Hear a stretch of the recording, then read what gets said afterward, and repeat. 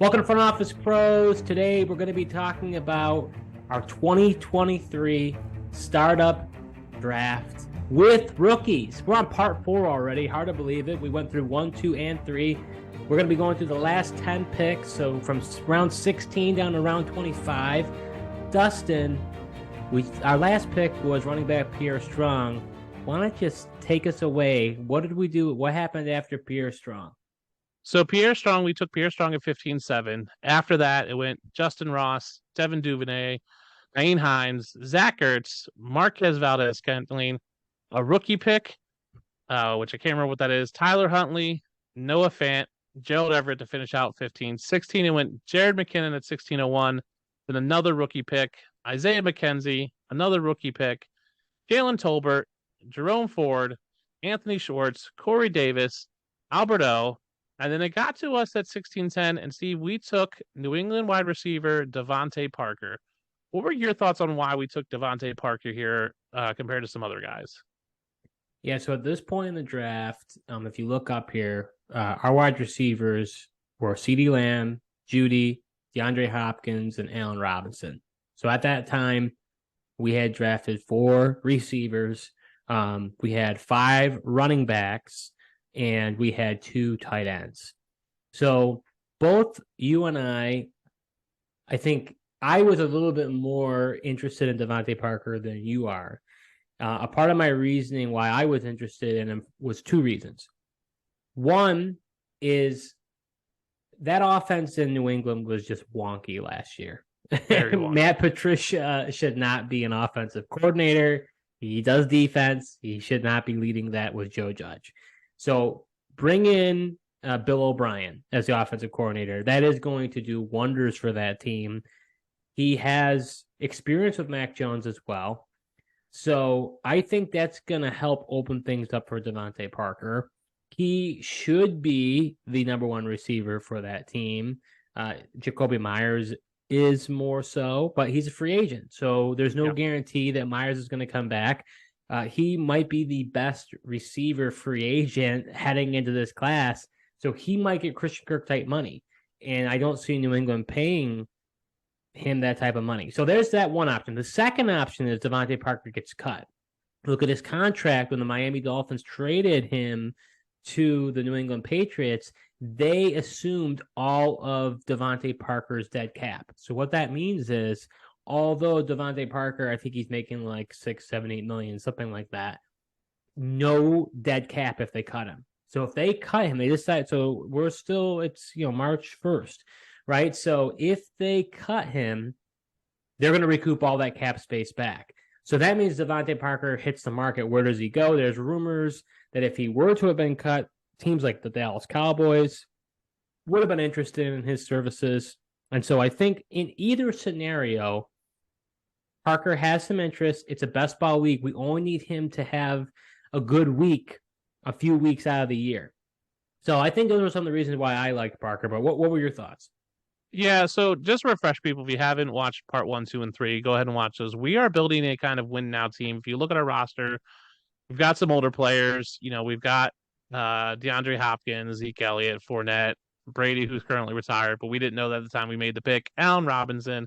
What I like about Devontae Parker is, yeah, I agree with you that I think New England brings in someone, but like being that elder statesman, he's proven that he has good hands. And if he gets cut, he'll be a hot commodity, especially in this weak free agency class. So I see Devontae Parker having a role. Now, granted, it's dynasty, but it is best ball. So we might only get a year or 2 out of Devontae Parker, but again, we're win now. And in the 16th round, you're really splitting hairs, right? Corey Davis went 2 picks before him, similar age. Robert Woods went 3 picks after him. It's slim pickings, let's be real, at this point in a 16 team in the 16th round. Like, it's a ton of people have gone. So we're really just looking for guys, and we had talked about this when we were making the picks, that we're looking for guys that'll crack our roster 1 or 2 weeks over the course of the season, right? We just need the Parker to have one game where he's got 4 or 5 receptions, a touchdown, and 50, 60 yards, and he'll make our lineup. What's nice about our roster construction and the roster setup in this league is we only start 1 running back, 1 wide receiver, no tight end, but there is a tight end premium, and there's like three or four flex spots. So having that versatility, and we had talked about when we took Pierre Strong of like, hey, we probably don't need any more running backs. We've got some good ones. And I agree, it's like our fifth or sixth wide receiver, Parker's great. I think Parker will make our lineup probably twice this year. And if he makes it more than twice, I'm super happy because then we're getting value. I think when we start talking about the rest of these picks, we're looking for guys that can just either need something to move in front of them or can just crack our lineup once or twice. So I like the Devontae Parker. Based on everybody else around there, it was either a vet. So at this point, we're either going veteran or like unproven second year guys, right? There's no like stars left, right? There's just no one great. So we took Devontae Parker. After us, so went Calvin Austin, Tyler Higbee, Robert Woods, a rookie pick, which at this point we're drafting third round rookies. So third round in third round in the 16 teamer. Hunter Henry, Adam Thielen to finish out 16, 17 to win Chase Edmonds, Melvin Gordon, who's not, I guess, on the Chiefs, maybe not. I don't even know he's on the team. Quez Watkins, Josh Kelly, another rookie. And then it came to us at 17-7, and we took Tim Patrick. We had talked about Tim Patrick and KJ Hamler here. And so I'll tell you why I like Tim Patrick. Yes, we have Jerry Jeudy. And so normally I'm a guy who doesn't like to have multiple receivers on the team. I like to diversify my team. But value-wise, he's young-ish. Like, he's been around for a while, but he hasn't played a ton. Missed all last season with an injury. I think me and you, Steve, both agree that Russell Wilson in that offense with Sean Payton is going to be better. And we've seen it before where Tim Patrick, Jerry Jeudy, and Courtland Sutton can all produce that offense. So I think we got a decent player who I think can make our lineup more than Devontae Parker, to be honest with you. I could see him being in our lineup 3 or 4 weeks. I love that upside. If that offense all of a sudden starts to click, we could easily see 3-4 receivers in that offense really doing well.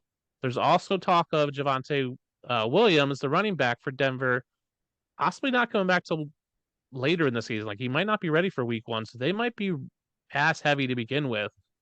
So I like that Tim Patrick pick. What were your thoughts on Tim Patrick? Yeah, you had to convince me a little bit on I did. Tim Patrick. He was not necessarily my number one choice, but he is a forgotten man. He tore his ACL last season, I believe in the preseason, or might have been training camp. I can't remember it specifically. But as a result, which is nice. What's that?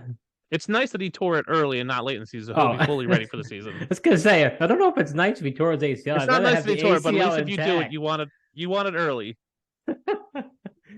For one who's torn their ACL, it's not pretty. No, it's not pretty at all. But anyway, so when it comes to Tim Patrick, he's a forgotten man. And I think that's a part of the reason why he's where he is. My concern with him is it's a gamble because we don't know, does he fit that offense with what Sean Payton's going to do? I agree with you that the Denver Broncos offense should be better. I can't see it being any worse, but will it be top shelf like people were expecting they were going to be with all the hype last year? Now, what's interesting is Tim Patrick has a very similar body build to Courtland Sutton. So it'll be very interesting to see how Tim Patrick does and what this offense could change. We're just entering in the re-signing period for agency. So it'll be really interesting to see what happens. But I like taking a flyer on him, and that's how you convinced me because he did do really well, and I could see him doing well. And at the end of the day, I liked his upside better than Hamler. Hamler just can't stay healthy. And, the potential's there, but I like Pat. I think Patrick will get more volume targets than a guy like Hamler.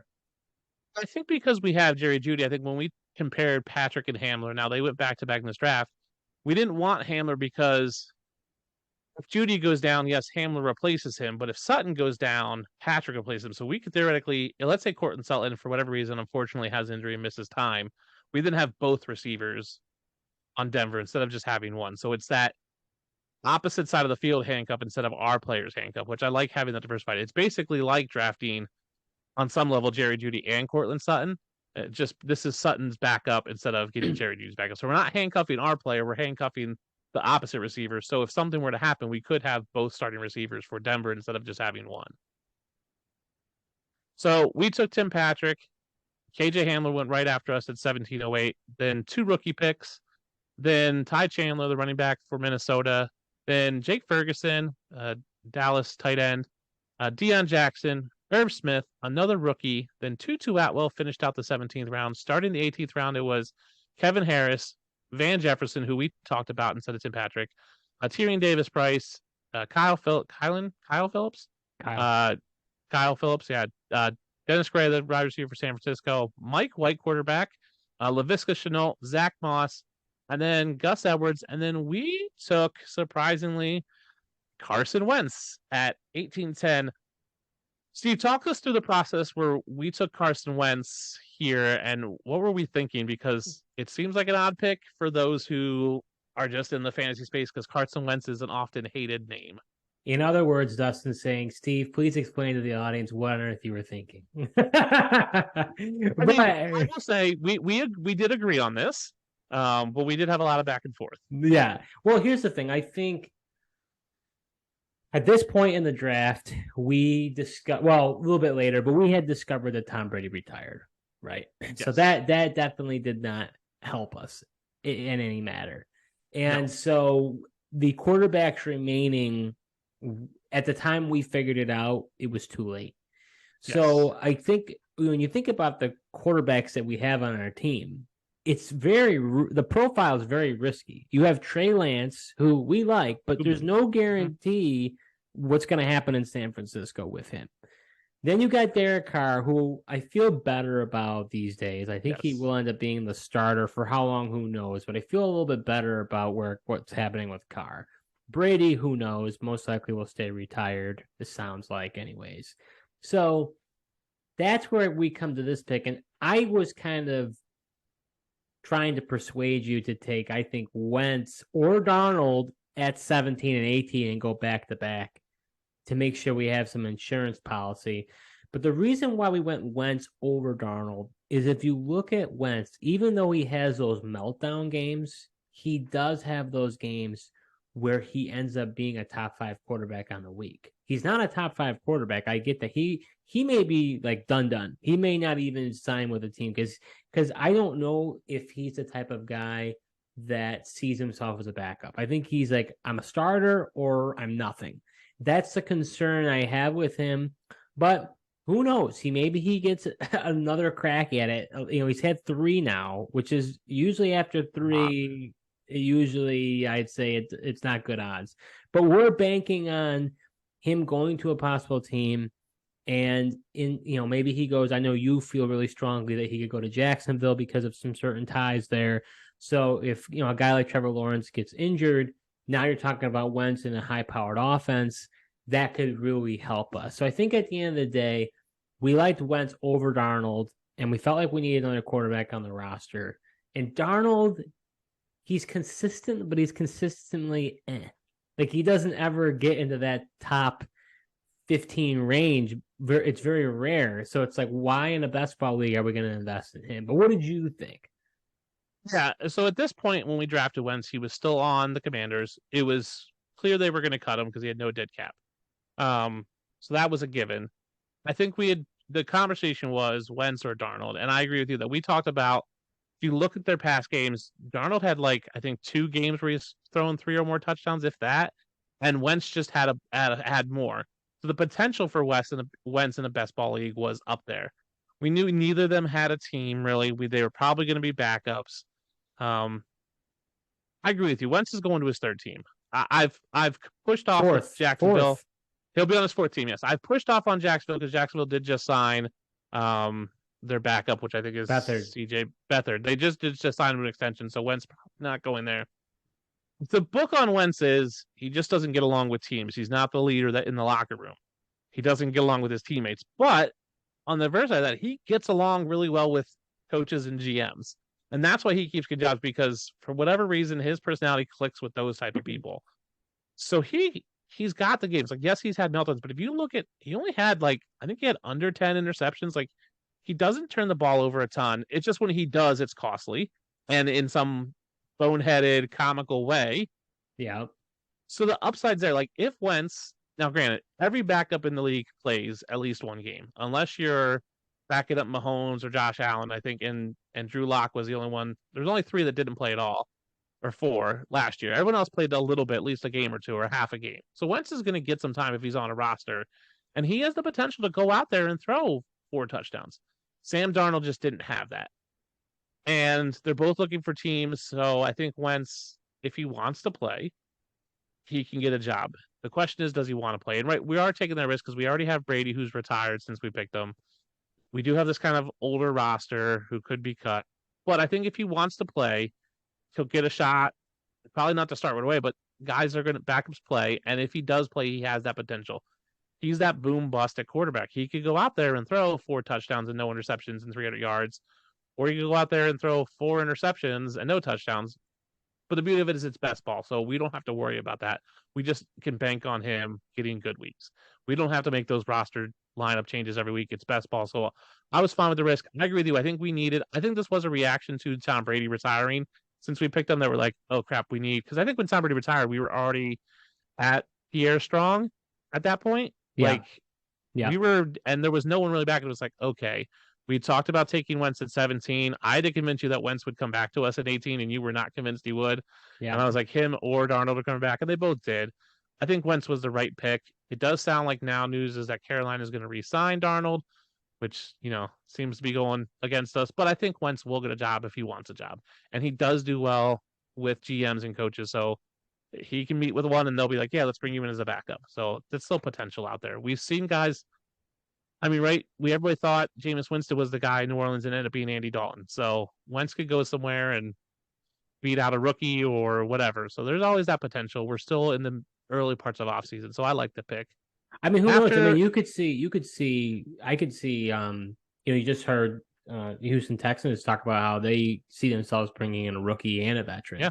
So you could see like a Carson Wentz going there, them also drafting like a Bryce Young, but they don't put Bryce Young in right away. And then Wentz has a couple good games and falls off the wagon wheel by week 6. And then Young, like I can see it. If we get 1 week out of Wentz, I'm happy, right? Like, yeah, I'm assuming Derek Carr and Trey Lance are going to be one of those two is going to be in our lineup every week. I just need Wentz to get 1 week, and at the 18th rounds, if he doesn't, right, and then next year we cut him, right? It's a 1 year play for a win now team.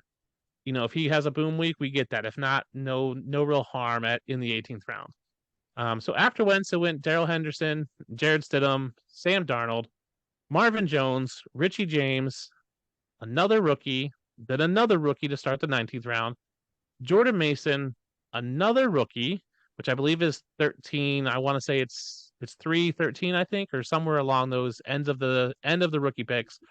Russell Gage, Greg George, Eno Benjamin. Then it came to us at 19-7, and we took Kendrick Bourne.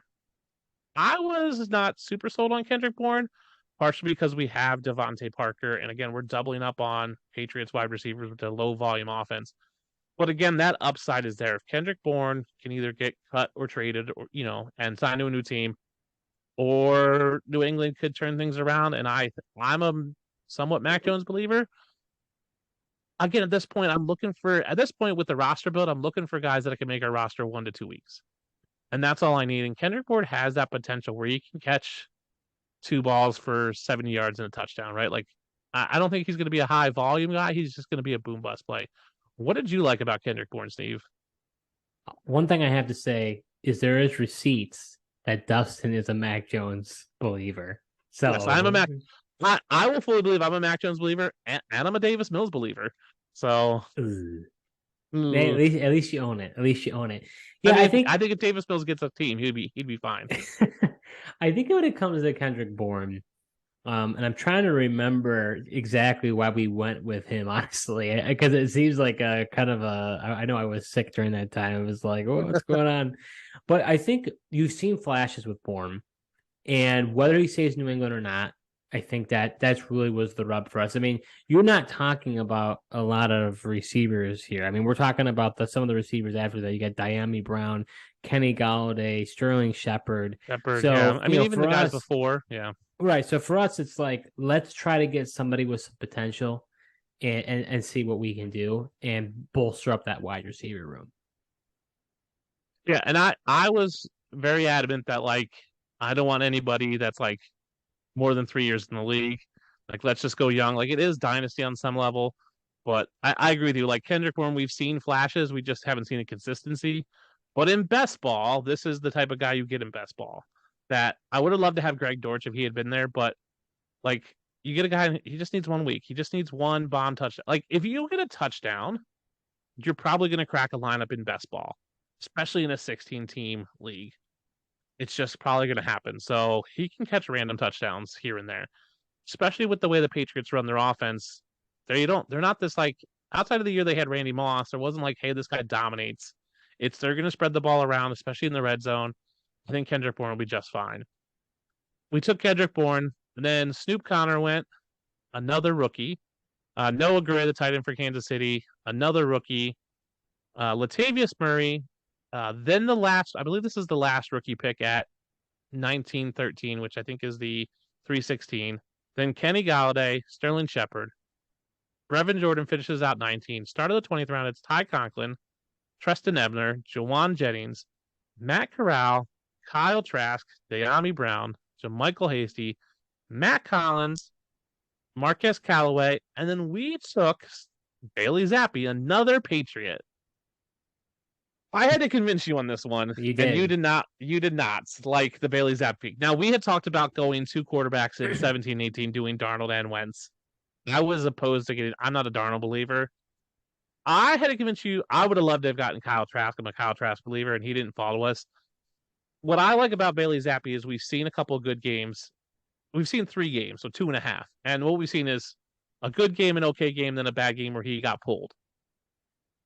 The reports out of New England they're like, yeah, Mac Jones is the guy, but he's got a short leash, and we're going to coddle him. We don't want to get, we don't want the self-doubt. There's potential, I think a high potential, that Mac Jones doesn't last the season and they turn to Bailey Zappi. There was also rumors that they could trade Mac Jones and just stick with Bailey Zappi. I love the potential that he's basically a rookie, right? He's got 1 year in. Coming out last year in the draft, a lot of people were high on him as a prospect. He didn't get the draft capital. I think he has potential. Again, if Mac Jones goes down or Mac Jones gets traded or Mac Jones sucks, we get a starter in a decent offense that has shown that he can be good. It's not like we're getting Jared Stidham, who I don't particularly care for. Where you're like, well, if he starts for Las Vegas, it's going to be meh. Like, I think if Zappi starts, people are going to be excited. He projects some of that trade bait potentially if someone needs a quarterback. But I think it just gives us that other arrow in the quiver of, hey, he has a higher than likely chance of getting significant playing time this year. How things change so quickly. I can't believe all this Mac Jones slander that I'm hearing. I don't believe it. I'm just saying those are the reports. Or are they rumors? Rumors, reports, whatever it is. I think Mac Jones can be successful in New England. I also wouldn't be surprised if New England trades him because they like Bailey Zappi. I don't think New England sees much of a difference between Mac Jones and Bailey Zappi. So if someone wants Mac Jones and is willing to give up a 2nd-round pick or whatever, they would move him. If I'm Bill Belichick, who runs the team, Mac Jones is my guy, and I'm sticking with him, and I might even trade Bailey Zappi. I personally think Mac Jones is good. I think Bailey Zappi is okay too. But there are reports that they could swap out the two, and I think it's stupid, but that's what they could do. No, you're right. I mean, there's definitely, when there's smoke, there can be fire, right? So Yes. not there have been rumors before, or reports, or whatever you want to call them, and they're completely unfabricated and nothing ends up happening.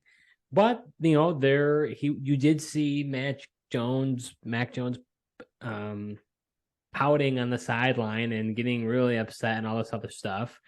Belichick's getting older. He probably doesn't want to deal with all these shenanigans. So I think at the end of the day, you convinced me on this pick. It's another. I don't know if Zappi will ever be a top quarterback in the league, but I think he did play really well. And at one point, if you remember, however many weeks ago in your leagues, in your redraft leagues, people were talking about possibly him as a waiver wire pickup because he had a good week or two. So I think it doesn't hurt having him because our quarterback room is a little bit dicey. I was okay with it. Now, if we had Josh Allen or Patrick Mahomes, I'd be like, this is a wasted pick. Like, why on earth on earth are we investing in him? But that's the lot that we had, is we didn't have the ability to have a top quarterback. And so as a result, we had to roll with what we had. Yes. Yeah, not getting one of the top quarterbacks, being in this 7 spot, we went wide receiver, first, and we didn't take one so late. We kind of waited on quarterback, knowing that we were going to have to load up on guys and kind of play this, I would say, kind of like a zero QB strategy, even though that's not really a thing. Um, and I do think the Tom Brady retirement after we had picked him kind of were playing from behind the 8 ball a little bit and took some more guys. I think if Brady doesn't retire, I don't think we take Wentz or Zappy. We might take one of them somewhere, Yeah. but it definitely changes our strategy. But that Tom Brady retirement really threw a wrench into our plans. So after Bailey Zappi, it went Marlon Mack, Robert Tunyon, Dearness Johnson, Boston Scott, Equinemius St. Brown, and then Foster Moreau fills out the 20th round. Before we move on, Steve, what surprises did you see in rounds 15 through 20? Anything that surprised you, good or bad? I mean, a lot of picks to sort through here. I think the one outlier, I think now in hindsight from 16 through 20 is Kyle Trask. Yeah. I think had even the reports that are coming out recently, again, could be smokescreen and smokescreen season. So they could be totally bluffing that he's not going to be the starter, but he could also, I think he's going to get a shot. I think he's going to be able to compete regardless. And so I think that's one of those things where if you would have asked us, I'm probably saying, hey, let's take Trask where we took Wentz. Yeah.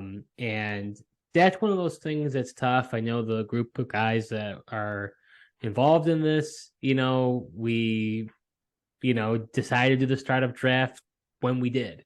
I prefer doing, if you asked me a time, I probably would tell you to do it either after the rookie draft or even after free agency. Because there have been a couple instances where you could be burned just because of the information. Because this draft has been going on for weeks. There's no time limit, Yeah, and months. Yeah. so I think for us, we kind of got burned by that. But anybody else could. I mean, I don't want to, have sour grapes here. I mean, everybody else is playing with the same cards, so it is what it is. It's just, it's just unfortunate not having all the information that you could. And I will say I'm a Kyle Trask believer more than I am Mac Jones or Davis Mills. I think Kyle Trask is super good. I do think he gets a shot. I'm surprised by 2 picks. One, Van Jefferson, going in 1804 behind Tutu Atwell. 18-2. We had talked about Van Jefferson when we took Allen Robinson in the 14th round. So to see him drop 4 rounds from where we were thinking about drafting him says a lot about people's perceptions of either him or that offense, or maybe it was just forgotten about. And then on the other end, Melvin Gordon got drafted, and I believe it was the 18th round or 17th round, 1702. I don't know why someone like he doesn't have a team, and he's bounced around, and I think he was on Kansas City at the end of the season. Yeah, he was on Denver, got cut, and then was signed to their practice squad, but never saw the light of day. But won a Super Bowl ring regardless, right? But like, it was so funny because even in the group chats with this league, people are like, I don't know who to draft. And I'm like, what are you guys talking about? Like, I've got guys in my queue. Like, we finished the draft and I still had guys in the queue that I was like, I would take these guys if I had spots. Like, if you told me I had 30 spots, I would fill it easy. If you told me I had 35, I'd fill it. The draft a guy who's not even on the team to me is shocking, who may not have, like, running, especially at a running back position where he could never see the light. He could never see a play in the NFL the rest of his career. And at 1702, like, I mean, look at the guys like Josh Kelly, even the rookie picks. Like, you're getting a guy who might bring you absolutely nothing. I mean, we're hoping Tim Patrick gets 1 or 2 weeks. I don't think Melvin Gordon gets that guy any weeks out that pick. So that was shocking. So it's just a shocking to see that happen. All right, let's go on to round 21 and beyond there, Steve. So let's do it. 2101 was Jarvis Landry. Then Tyler Batty. Then Beatty. Do you say it Beatty or Batty? Beatty. How do you Beatty? That's how I say it. Chris Evans, Kylan Granson, Olamide Zacchaeus, Davis Mills, and then I had to convince you at 2107 to take a running back, even though we had said at Pierre Strong, no more running backs. I really wanted Malik Davis, Dallas Cowboys running back. I really like the guy. I think he's a dynamic player, didn't play hardly any this year behind Zeke and Tony Pollard. Pollard is a free agent dealing with, I think, the broken leg. So there's talk that they might franchise tag Pollard. But there's also talk and rumors that they might cut Zeke, which seems crazy because that contract is so massive.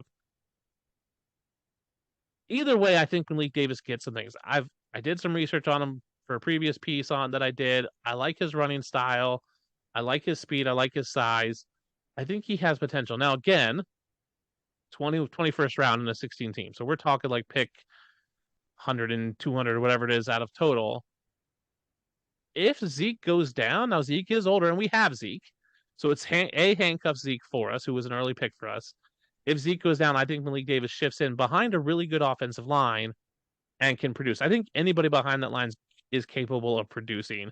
And I just like the profile of Malik Davis. And I like having the handcuff for Zeke because he is older and does have potential as you get older to get injured. So I liked having that. What were your thoughts on Malik Davis? Yeah, I think for me, the concern I had with him was he's never had a dedicated role. Yeah. And if Pollard and Zeke are there, he's never going to see the light of day, which is a possibility. Yes. I do like, especially this late, you convinced me because of the handcuff element. Zeke may have 1 or 2 years left, tops. So I think having Malik Davis in the fold is going to be super helpful. And I think that's ultimately what you convinced me on because there's no guarantee Pollard comes back either. So the tough part is this pick, even though he's young, it could get completely burned and he's cut in training camp next year. That's the risk that you take. I think the one player that I was pounding on the table for multiple rounds, and you are very against him, was Jarvis Landry. I was probably wanting him maybe even at 18 or 19, if I can remember, just because I still believed he had juice left in the tank. And I don't know if he'll be with the Saints, but even if he is, if Derek Carr goes there, I think he could have a resurgence. I think if he's a free agent, he does play that slot role. I think depending on where he goes, he can still be productive. So for us in a win now mode, even though he's older, I really was pushing for him, but you were giving me the veto. You're like, nope, we're not going for him. Full disclosure, what me and Steve talked about, I've never been a Jarvis Landry. I did say when we took Zappy, I said if Jarvis Landry is there at 21-7, you can take Jarvis Landry. You don't even have to ask, just put the pick in. And I think I was heading on vacation at that point. Yeah. So I did. And to be honest with you, when I saw he was drafted, I was like, yes, I don't have to have Jarvis Landry in my team. Again, I'm in the mode of like, let's just get young guys because it is Dynasty. Jarvis Landry's super old and super not good in my opinion. He's not super old. He's like 29. He seems super old. I would have been fine with him at 21-07. I think the 19th round would have been early, but I agree. I think I like having the backup, the handcuff to Zeke. Also, if there's a potential, if let's say our team just totally falls apart, it's nice to be able to go, hey, to try to trade Zeke, and someone goes, well, I don't know. I go, hey, I'll trade you Zeke and his handcuffs. So you kind of lock up. Like we can trade them that starting running back for Dallas if they don't sign Tony Pollard. So we could trade both those pieces together, pick up some picks if we're in a selling mode. And being able to trade both the starter and the backup is also like I think people look at that and go, oh, that's nice because they're guaranteed to get the handcuff. It's kind of like people were doing with Dalvin Cook and Alexander Madison for a couple of years of, hey, I'll trade you both pieces. And that kind of increased value because you're giving someone that guaranteed spot. Last year I was getting, I would have Drew Lock and people were trading me Geno Smith to like, hey, this way you lock up the Seattle quarterback position, right? And then flipping both of them down the road and go, hey, you have this locked up no matter what happens, before the season started. So being able to trade the Dallas Cowboys starting running back position to someone is worth more than trading Zeke. So I liked having that handcuff. So I was really happy with it. I'm a big Malik Davis fan, so happy with that pick. After we took him, it went Trey Sermon, Nick Westbrook-Akine, Robbie Anderson, Mitch Trubisky, Amari Rogers, Raheem Blackshear, Austin Hooper, Dontrell Hilliard, DeAndre Carter. And then the 22nd round started went Donald Parham, J.D. McKissick, Zach Pascal, D. Eskridge, Ronald Jones, Jacoby Brissett, Jamal Agnew, Noah Brown, Irv Smith-Marset. And then we took at 22 another tight end, Jonnu Smith for the New England Patriots. Man, I just realized we took a lot of Patriots. I know, right? It's hilarious. We're But Bills fans. We shouldn't be I know. drafting Patriots. What are we doing? Well, so why did we take Jonnu Smith here? I think the main reason why, honestly, was our tight end depth. We Yeah. had just Gesicki and Pitts on the roster. We don't have to start a tight end, but there is that tight end premium. And so, Jonnu Smith got a ton of money for New England, never has really panned out. Just recently, they talked about him being a cap casualty, which I wouldn't be surprised. So if he does, he's an athletic tight end. Hopefully, it'd probably be beneficial for him to go elsewhere. So I think at that point, I mean, we're getting in the later rounds here, and I think we decided let's go with that tight end premium upside. And I think it was a positional pick, I think, in my mind. But what did you think? I agree, and I think for us it was since we're in win now, we looked at players who we've seen it from, right? We just took Malik Davis, who we haven't seen it from. I kind of wanted someone that I've seen it from. So when we looked at tight ends, it was, hey, we've seen Jonnu Smith be a good tight end in this league. We've seen him be good with the Patriots. Like 2 years ago, he had a bunch of touchdowns, right? Like we've seen it. We like the Bill O'Brien hire. We like what that'll bring to that offense. So we've seen it. So we know it's in the realm of possibilities. With Malik Davis, we have no clue what the realm of possibilities is, but we know what it is with John Smith because we've seen him do well. And that's what I liked about it. I agree. The positional, I don't want to say scarcity, but the positional depth that we had and having that tight end premium allows to be good, right? Like Hunter Henry is on the roster, but Hunter Henry has been meh lately. And like, so it just takes John Smith to connect with Mac Jones or Bailey Zappi. And I did kind of like the fact that we had Zappi, right? So if it is Zappi in the starting quarterback, like we get that connection. I guess I didn't realize how many Patriots we had because now we have Pierre Strong, Devontae Parker, Kendrick Bourne, Bailey Zappi, and Jonnu Smith.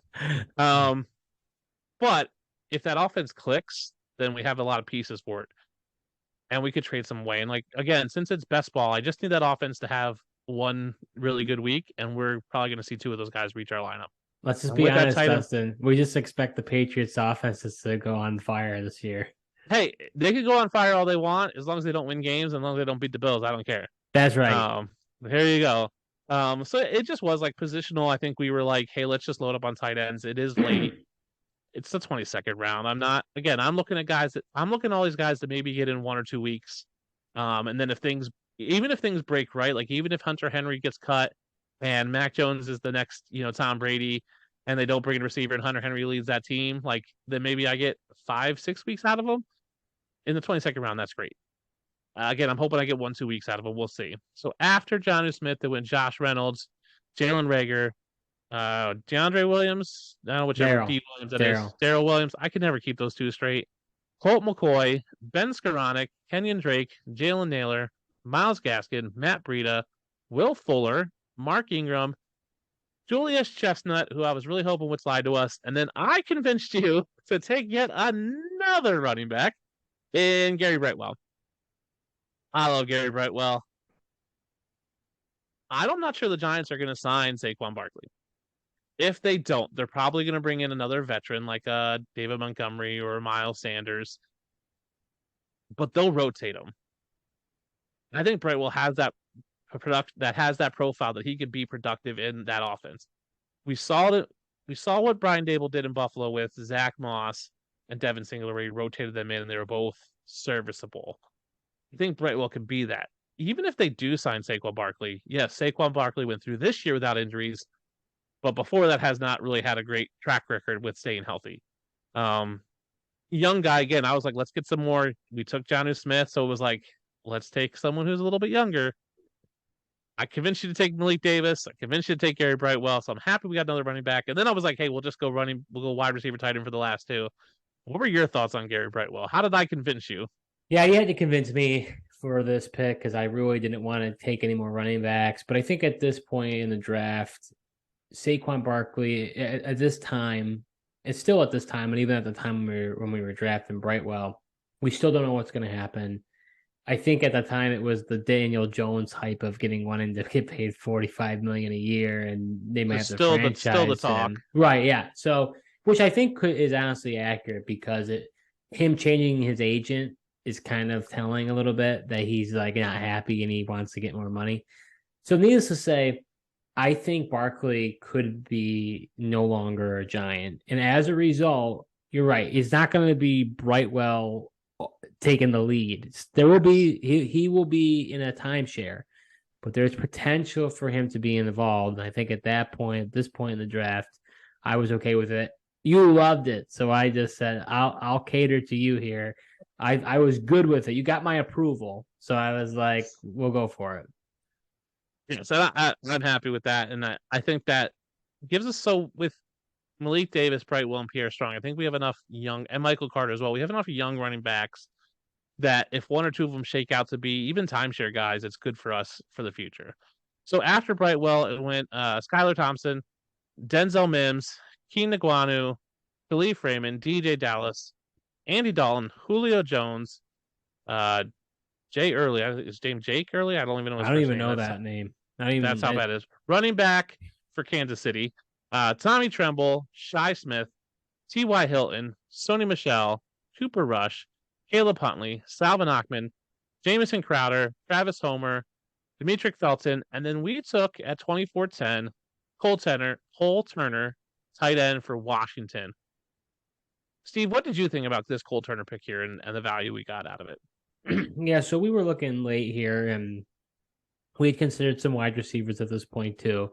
But I think at the end of the day, reports are that Logan Thomas could get released, and Cole Turner is more athletic than John Bates that they have on the roster, and Yep. so I think you and I, especially with the possibility of Sam Howell being the quarterback, a tight end is young quarterback's best friend, right?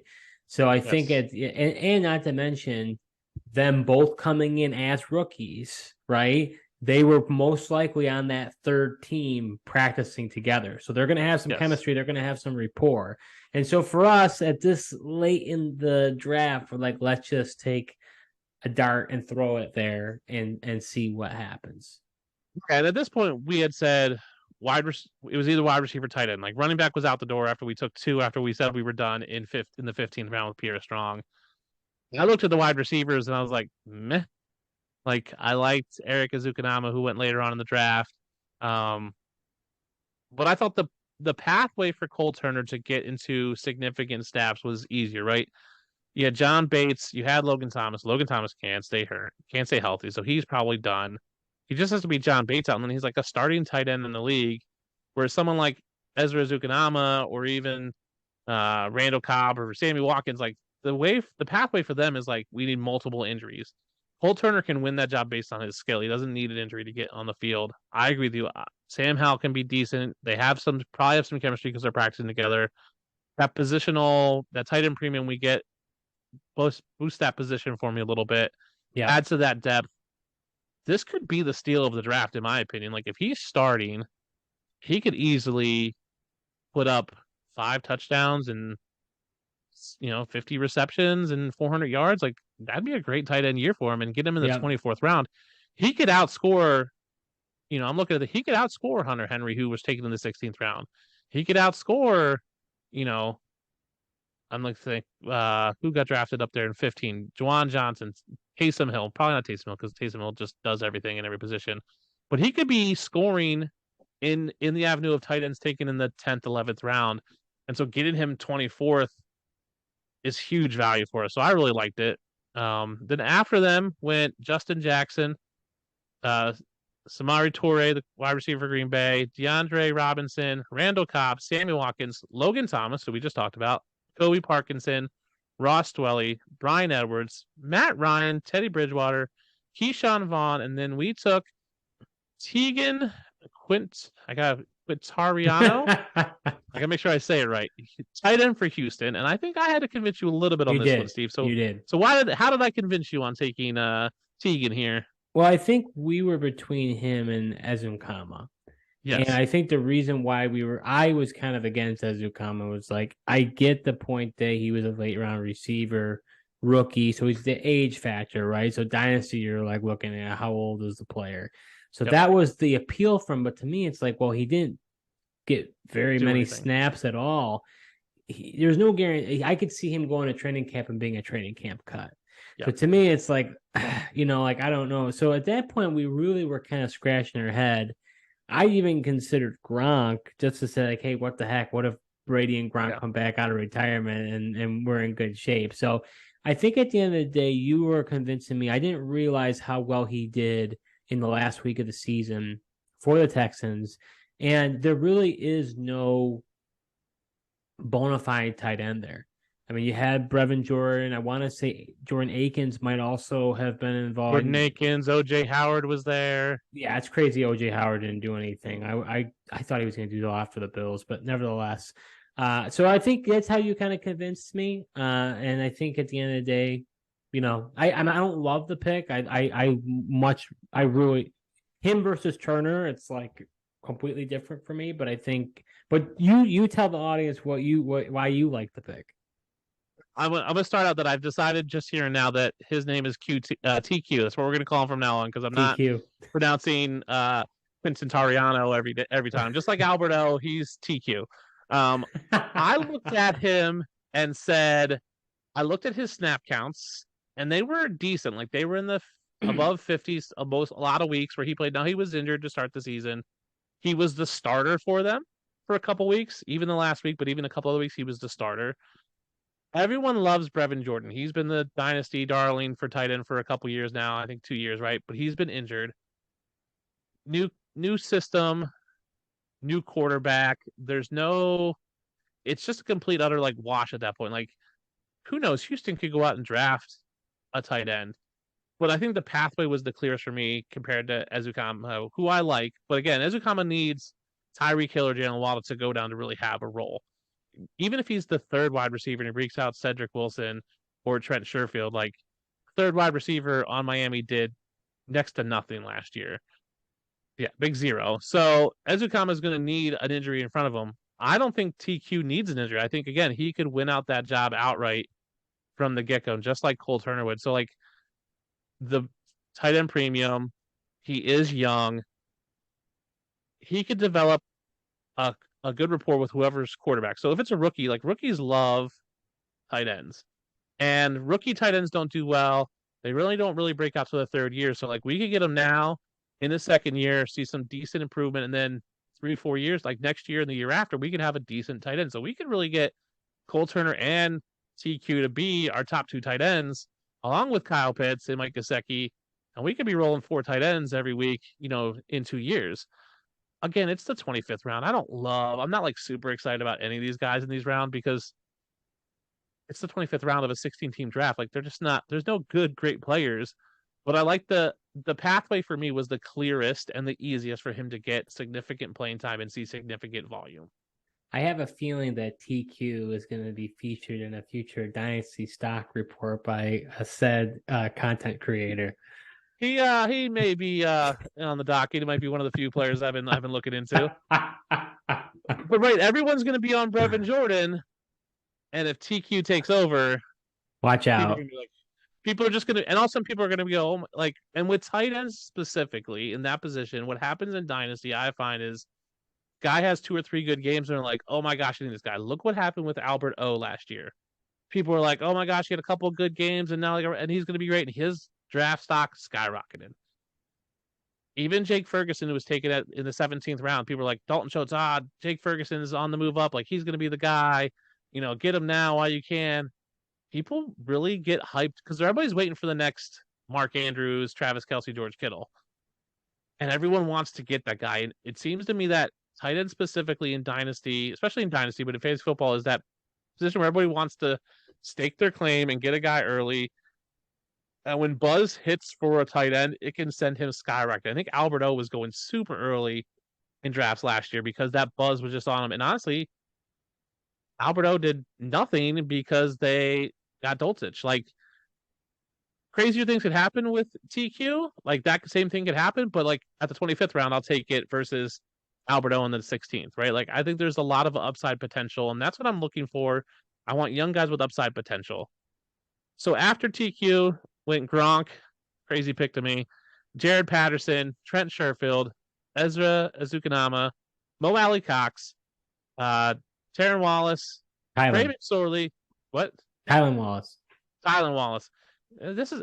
I pride myself on knowing lots of guys. Some of these guys' names I don't know. Then Trey McSorley, uh, Peyton Hendershot, and then finished out the draft. The last pick, Jalen Guyton, wide receiver for the Chargers. Steve, in that last 5 rounds, so 20 through 25, was there any shockers to you? Guys you just weren't expecting, or guys who maybe show some good value? Yeah, I think the biggest shocker is a negative. No offense to this team, but I don't know what on earth they were thinking about drafting William Fuller. In the 23rd round, 23.4. He didn't play at all last year. I think William Fuller is done. I don't see why at this point he would come back. So to me, I have more confidence that Gronk will come back than William Fuller, and Gronk most likely is not coming back. So I just think at that point, it's like, I understand maybe these players aren't flashy, but I'd rather have a Sean Vaughn, and who knows, now that Fournette's not there, he was he got drafted. Maybe he gets involved, with Rashad White. You know what I'm saying? So I think to me that was some of those type of picks that basically it looks like that they really have no outlook and they still got drafted. Yeah, I think for me, I mean, I was shocked by the Will Fuller take. For me, it's Randall Cobb.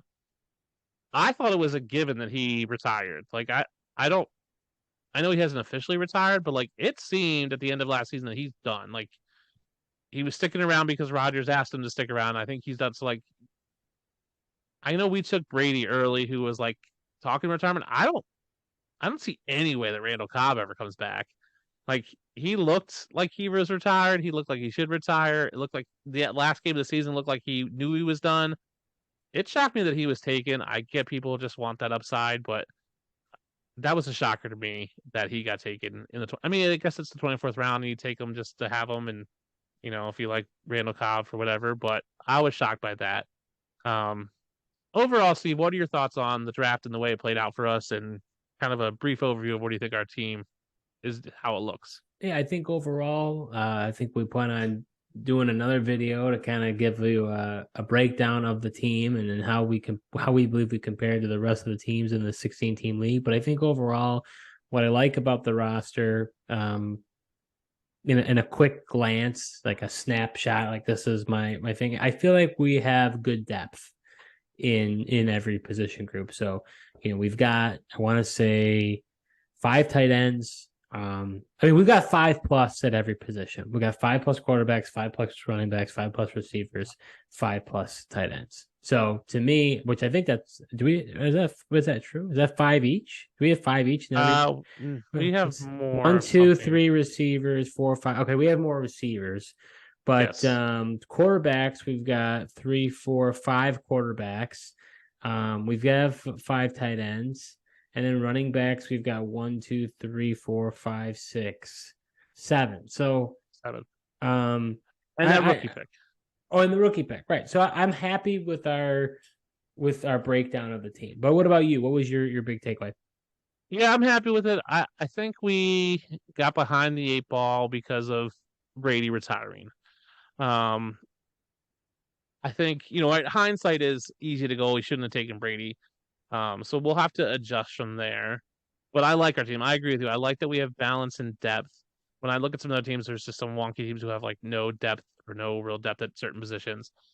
Just so people know, the way this league's going to work is there's going to be a rookie draft coming up after the NFL draft, and then there'll be a small waiver period between the rookie draft and the start of the season where we can make waiver claims. But once the season starts, there's no weekly waivers. Your team is what it is. So it allows us to kind of make some things. So if Johnny Smith gets cut and doesn't get a team, we can drop him and pick up someone who's at least on a team. If Brady stays retired, we could drop him. I don't think we will. I think that'll be the big topic of conversation for me and you, Steve, is what do we do with Brady? Do we just hold him all year in the hopes he comes back? What I would do. Because I don't think we'll be able to replace that. But there is going to be some time. But once the season starts, there's no waivers. It's best ball. But I do. I like our team.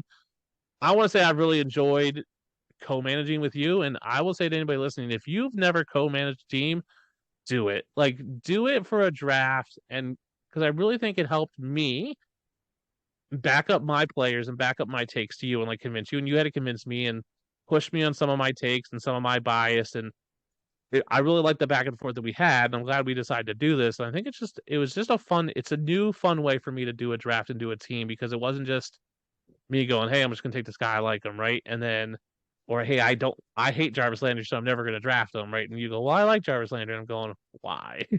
But Yeah. allowed me to kind of explain why I like Malik Davis, why do I like Brightwell, and really flesh out my takes. Because I think sometimes as fantasy players, we get stuck in this mode of this is what I feel about a guy, and we can't back it up. And this allowed me to at least have to back it up with you and go, this is what I like. And there was some confirmation bias where you're like, yep, I like this guy too. It's like, all right, cool, that's an easy pick. Let's take him, right?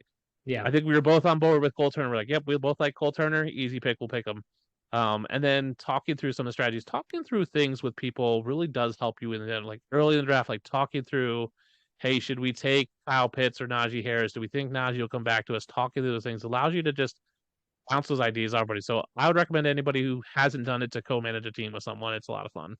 Yeah, likewise. I think I don't know how many leagues, on average, the avid fantasy football player owner plays.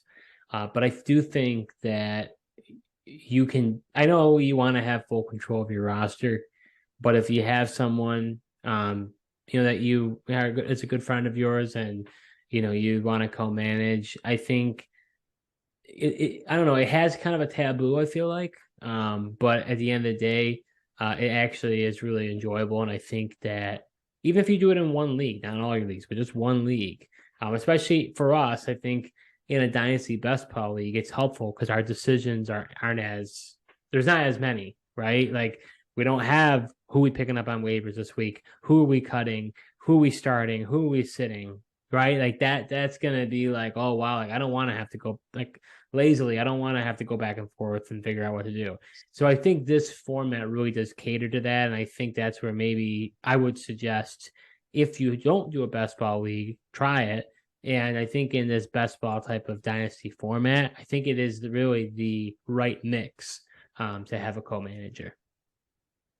I agree. Steve, let's go over our team one last time for everyone from start to bottom, so they get anything. Let us know in the comments who you like on our team, what you think of our team. So we started out CeeDee Lamb, Kyle Pitts, Najee Harris, Jerry Jeudy, the 107 rookie pick, DeAndre Hopkins, Trey Lance, Ezekiel Elliott, Derek Carr, Leonard Fournette, Tom Brady, Mike Gesicki, Michael Carter, Allen Robinson, Pierre Strong, Devontae Parker, Tim Patrick, Carson Wentz, Kendrick Bourne, Bailey Zappi, Malik Davis, Jonnu Smith, Gary Brightwell, Cole Turner, and TQ, Tegan, Quentin Tariano. So that's our team. Thank you guys so much for watching. We've had a lot of fun making these videos.